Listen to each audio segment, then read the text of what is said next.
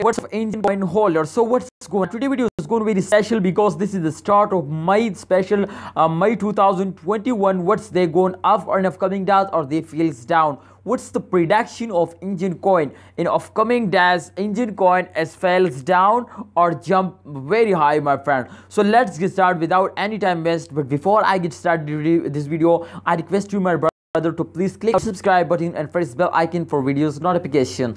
This time, if you could see here, in the last 4 hours, my friend, the chart is on the screen. In the last 4 hours, they very badly fails down, and the reason is that this is the start of month, and every cryptocurrency is very badly fails down, and every month and every start of month. But definitely, my friend, the reason as that this is the start of month and people starting selling, so the Enjin coin is fails down. But my friend, remember, after these fails, they take a very big jump. You can see here this time also they starting moving up. Let's check out the last 1 hour chart to what's going on in the last 1 hour, and then we understand to in upcoming days they're moving up or they fails down.